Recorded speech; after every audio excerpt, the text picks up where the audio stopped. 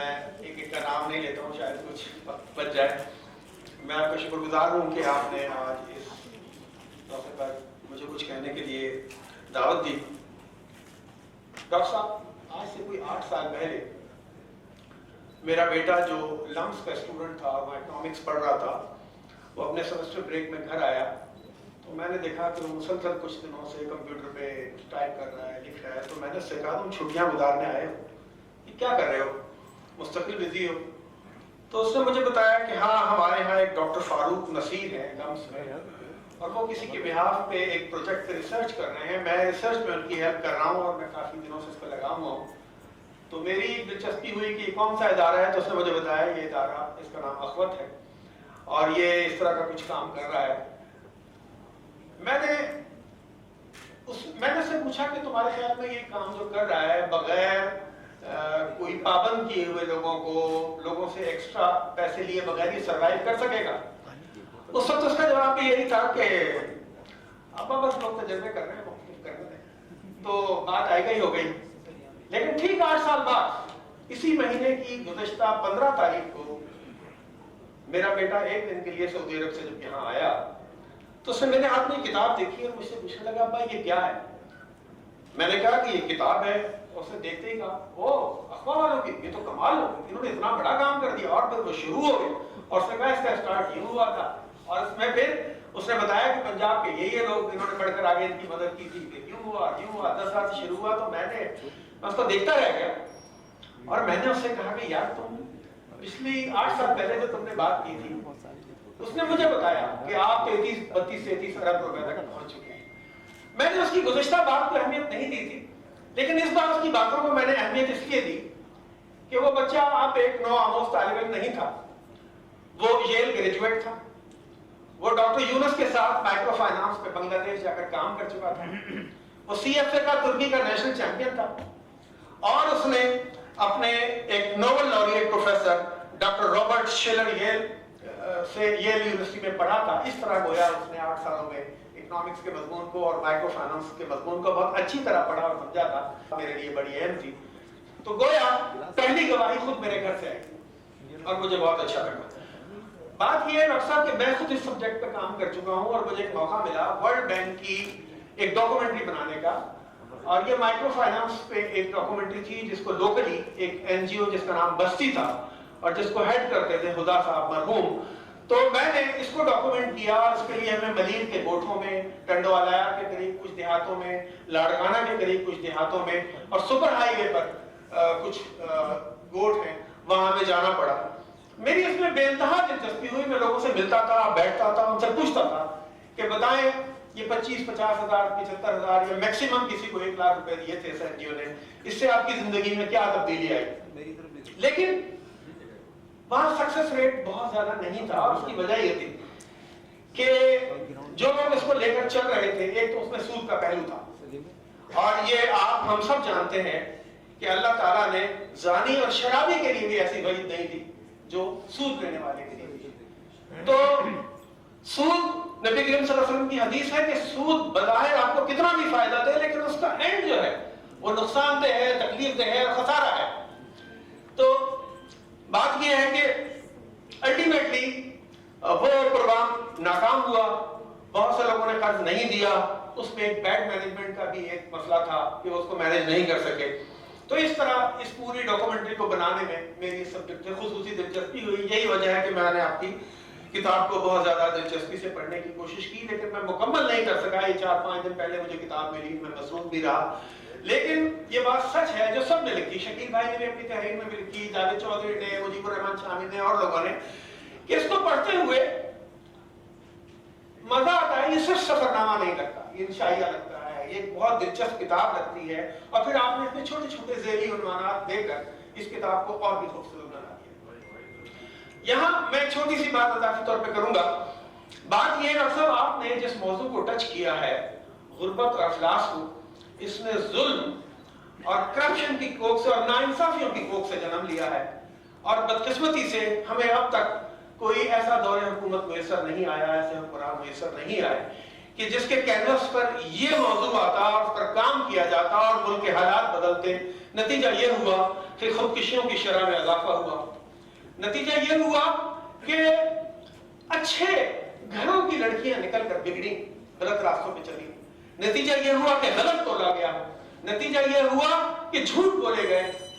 آپ گنتے چلے جائیں، اس افلاس کی وجہ سے اتنے مسائل سوسائٹی میں پیدا ہوتے چلے جا رہے ہیں۔ آپ نے بہت بڑا کام کیا، میں آپ کو مبارکباد پیش کرتا ہوں، اللہ آپ کو اس میں کامیاب کرے، لیکن اب بھی میرا دل پتہ نہیں کیوں نہیں مانتا کہ اتنا بڑا پروجیکٹ صرف اس رضاکارانہ انداز سے سکسیسفلی چلایا جا سکتا ہے۔ کیا اس کو بہت بڑی مینجمنٹ کی ضرورت نہیں ہے؟ اور خدا کرے آپ کامیاب ہوں، ہمارے اندازے غلط ہوں اور آپ دنیا کو حیران کرتے ہیں، اور دنیا حیران ہو رہی ہے۔ جب آپ ہارورڈ گئے اور دوسری یونیورسٹیز میں جا کے لیکچر دیے اور جن دوستوں کی باتیں، جن پروفیسرز کی اور لوگوں کی باتیں آپ نے مینشن کی ہیں، وہ بھی اسے روحانی تجربہ قرار دے رہے ہیں، ایک روحانی تجربہ ہے۔ دوسری بات یہ ہے ڈاکٹر صاحب کہ اس ملک میں اسلام کے نام پر اور اللہ کے نام پہ اتنے دھوکے دیے گئے کہ وہ بقول فراز کے کبھی بنام کبھی بحیلہ مذہب کبھی بنام وطن، اس سے پہلے کچھ لوگ ایسے آئے جنہوں نے کہا جو لوگ کچھ نہیں کر سکتے اور کوئی سرمایہ کاری ہے، انہیں پیسہ دیں ہمیں، ہم کسٹم والوں کے پیسے نہیں لیں گے، بینک والوں کے نہیں لیں گے، حرام کھانے والوں کے لیے نہیں لیں گے، ہم حلال پیسہ لیں گے۔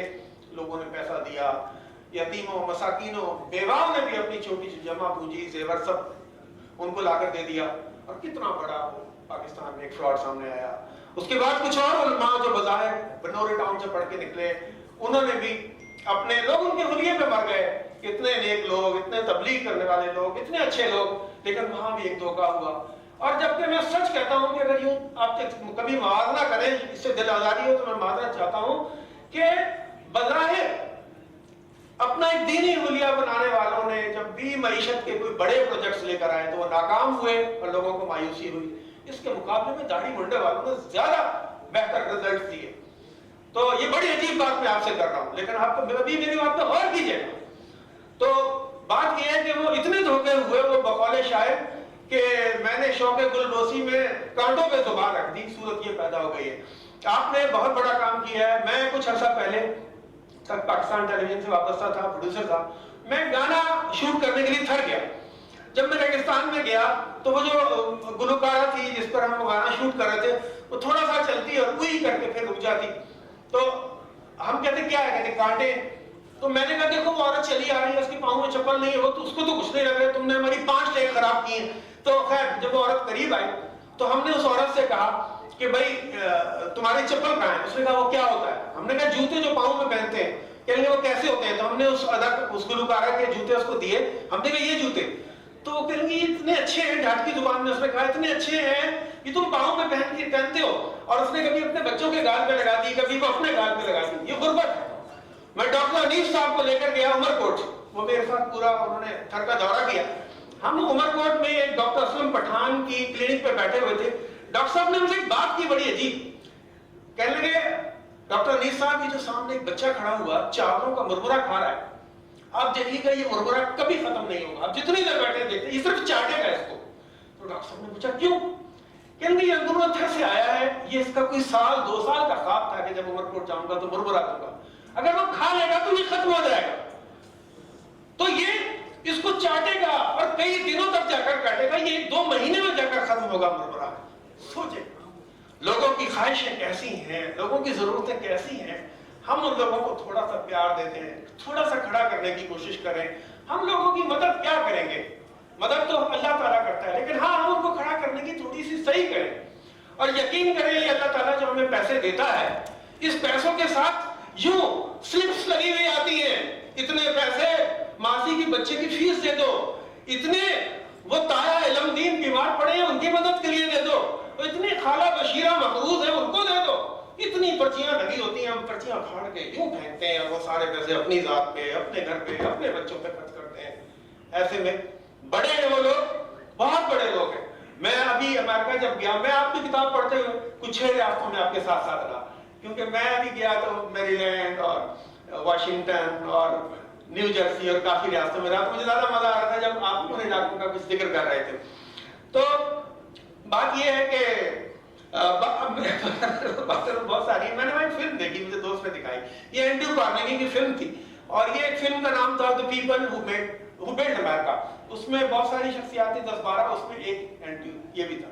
अब आप ये देखें कि इस शख्स का एक कौन हमेशा मेरी डायरी में लिखा रहता था, और वो था कि सरमाया अमीर मरना, डाइंग वेल्दी इज, मुझे एग्जैक्ट वर्डिंग नहीं याद आ रही, लेकिन मफहूम बताता हूं कि मफहूम उसका ये था कि दौलतमंद मरना मौत की भी तौहीन है, दौलत मरना मौत की भी तौहीन है। तो एंड्रयू कार्नेगी ने सबसे पहले पॉलिटेक्निक इंस्टीट्यूट्स बनाए, फिर उसे मेलन यूनिवर्सिटी में बदल दिया, फिर लाइब्रेरियों का एक बहुत बड़ा नेटवर्क बनाया, और जब वो मरा तो उसके अकाउंट में पैसे सिफर थे, और कहते हैं जिन लोगों ने अमेरिका को अमेरिका बनाया, उसमें मेलन यूनिवर्सिटी का उसका बहुत बड़ा हिस्सा है। ये है बड़े लोग, ये है बड़े लोग। तो ये बात समझने की है। और हज़रत अली रज़ियल्लाहु अन्हु का क्या अच्छा कौल है, वो कहते हैं कि तुम जो कुछ छोड़ कर गए, अगर वो आने वालों ने अच्छे कामों में खर्च किया तो तुम उससे क्यों महरूम रह गए, तुमने क्यों खर्च नहीं किया? और अगर आने वालों ने गलत कामों पर खर्च किया तो ये भूल जाओ कि इसकी सजा सिर्फ तुम्हें मिलेगी, तुम्हें मिलेगी, है ना जी? ये बातें सुनाई देती हैं। तो मैं काफी तरह समझता हूँ डॉक्टर साहब ने बहुत बड़ा बेड़ा उठाया है, अल्लाह को कामयाब करे। आप अब अच्छी रेपुटेशन के लिए, मैं एडवर्टाइजिंग पढ़ाता हूँ यूनिवर्सिटी में, और हम एडवर्टाइजिंग में जानते हैं कि कोई प्रोडक्ट जब तक क्रेडिबिलिटी के लेवल को ना छूले तब तक वो इससे अच्छी नहीं होती। अब आप क्रेडिबिलिटी को छू चुके हैं। मैंने कुछ इदारों के साथ काम किया है, जिसमें द सिटीजन फाउंडेशन है। द सिटीजन फाउंडेशन को एक साल पहले का मुझे याद है, बगैर मांगे हुए जो पैसे मिले थे, एक होता है कि वो मुहिम चलाते हैं और देते हैं, जो बगैर मांगे वो खुद पैसे चल कर आए तो 200 करोड़ रुपए थे। ये क्रेडिबिलिटी। और मैं यकीन दिलाता हूं डॉक्टर साहब कि ये मुल्क दुनिया में सबसे, मैं यूनिसेफ से उनके लिए उनके साथ काम करता रहा, तो वहां पे मुझे वो कुछ लोग हैं जो अक्सर में चैरिटी की जायजे लेते रहते थे। वो कहते थे यार पाकिस्तान दुनिया में इस वक्त सबसे बड़ा चैरिटी का मुल्क, इतनी चैरिटी यहाँ होती है, लेकिन पैसा देने वाले चाहते हैं कि जिन लोगों के हाथों में दे वो अमानतदार हो, वो अमीन हो। तो मैं आपको बहरहाल मुबारकबाद पेश करता हूँ। आज मैं तो बहुत लंबी गुफ्तगू सोच कर आया था, और लेकिन लिहाजा अपनी इस मुख्तसर गुफ्तगू पे मैं आपके लिए दुआ करता हूँ कि अल्लाह ताला आपको सेहत और तंदुरुस्ती के साथ तादेर सलामत रखे। आप ऐसी मिसालें क्रिएट करें कि एडी साहब की तरह, और हमारे डॉक्टर साहब जो है SIUT के अदीबुल हसन रिजवी साहब की तरह, और हमारे एयर कमोडर शब्बीर खान की तरह, वो भी कमाल शख्सियत हैं, उन्होंने भी कमाल करके दिखा दिया। आप भी अल्लाह करे ऐसा ही नाम कमाएं। आपकी किताब पे मुझे बात करनी थी, वो तो मैंने की नहीं।